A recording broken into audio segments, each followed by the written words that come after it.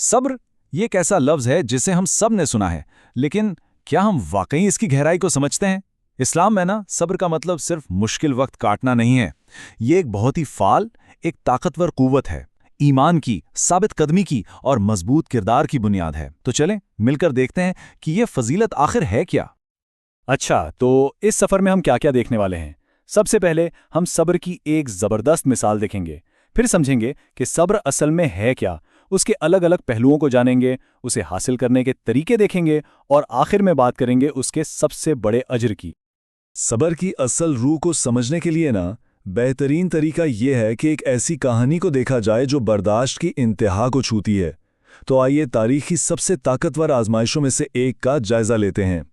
ذرا تصور کریں، حضرت ایوب علیہ السلام جنہیں ہر چیز میں آزمایا گیا، ان کی صحت، ان کا مال، ان کی اولاد، سب کچھ۔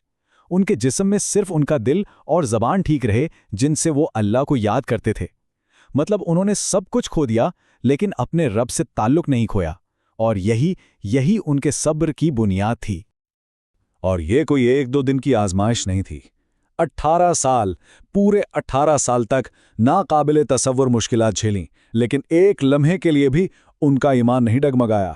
یہی وہ استقامت ہے جو صبر کی اصل تعریف ہے۔ تو حضرت ایوب کی کہانی نے ہمیں صبر کی ایک مثال تو دے دی، لیکن اسلامی تعلیمات میں صبر کی اصل تعریف کیا ہے؟ چلیں اسے ذرا اور گہرائی سے سمجھتے ہیں۔ یہ بات بہت گہری ہے۔ صبر کو صرف ایک اچھی عادت نہیں بلکہ اسے آدھا ایمان کہا گیا ہے۔ آدھا ایمان اور دوسرا آدھا ہے شکر، یعنی اللہ کا شکر ادا کرنا۔ اس کا مطلب یہ ہوا کہ ایمان صبر اور شکر کے بغیر مکمل ہی نہیں ہو سکتا۔ اور قرآن میں صبر کی اہمیت کا اندازہ آپ اس بات سے لگائیں کہ 90 سے بھی زیادہ بار اس کا ذکر آیا ہے۔ یہ بار بار یاد دہانی اس بات پر زور دیتی ہے کہ یہ تصور اسلامی تعلیمات کے بالکل مرکز میں ہے۔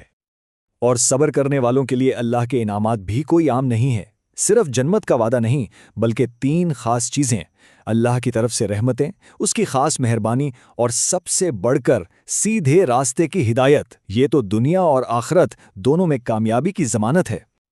اچھا، تو صبر کا مطلب صرف مشکل وقت میں چپ رہنا نہیں ہے، یہ ایک مسلسل حالت ہے جو ہماری زندگی کے ہر پہلو میں شامل ہے۔ اسے یوں سمجھیں کہ صبر کی 2 بڑی قسمیں ہیں۔ ایک وہ جو باہر سے آنے والی مصیبتوں پر کیا جاتا ہے، یعنی جو کچھ بھی ہو اس پر شکوہ نہ کرنا، جیسے حضرت ایوب نے کیا۔ اور دوسرا وہ صبر جو ہمارے اندر کی خواہشات کے خلاف کیا جاتا ہے، یعنی خود کو گناہ سے بچانا، جیسے حضرت یوسف نے کیا۔ ایک کا تعلق بیرونی حالات سے ہے اور دوسرے کا ہماری اندرونی کشمکش سے۔ لیکن بات یہیں ختم نہیں ہوتی۔ صبر ہماری روزمرہ کی زندگی کا بھی حصہ ہے۔ عبادت پر قائم رہنا، اس کے لیے بھی صبر چاہیے، اور دوسرے لوگوں کی غلطیوں اور ان سے پہنچنے والی تکلیف کو برداشت کرنا، یہ بھی صبر کی ایک بہت اونچی قسم ہے۔ یہ حدیث ایک بہت ہی کمال کا نقطہ بتاتی ہے۔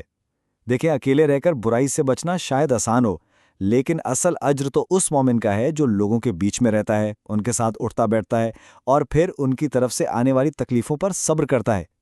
یہ معاشرتی زندگی میں صبر کی اہمیت کو واضح کرتا ہے۔ ٹھیک ہے، ہم نے اس کی اہمیت تو سمجھ لی، لیکن سوال یہ ہے کہ یہ صبر اپنے اندر پیدا کیسے کیا جائے؟ تو صبر حاصل کرنے کے لیے یہاں ایک پورا فریم ورک ہے۔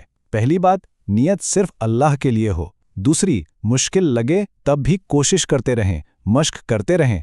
تیسری، ہمیشہ یاد رکھیں کہ یہ دنیا عارضی ہے۔ اور سب سے اہم، ایسے لوگوں کے ساتھ رہیں جو خود نیک اور صابر ہوں۔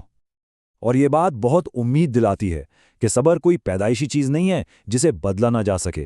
یہ ایک ایسی مہارت ہے جسے سیکھا جا سکتا ہے۔ جو بھی صبر کرنے کی سچی کوشش کرتا ہے اللہ اسے صبر عطا کر ہی دیتا ہے۔ یہ کوشش اور اللہ کی مدد کا ایک خوبصورت امتزاج ہے۔ تو چلیں آخر میں دیکھتے ہیں کہ صبر والی زندگی کا سب سے بڑا حتمی انعام کیا ہے۔ اور آخر میں صبر کا اجر قرآن کہتا ہے بغیر حساب، یعنی جس کی کوئی گنتی نہیں، کوئی حد نہیں، کوئی پیمانہ نہیں۔ یہ ایک ایسا انعام ہے جو ہمارے تصور سے بھی باہر ہے، لامحدود اور بے مثال۔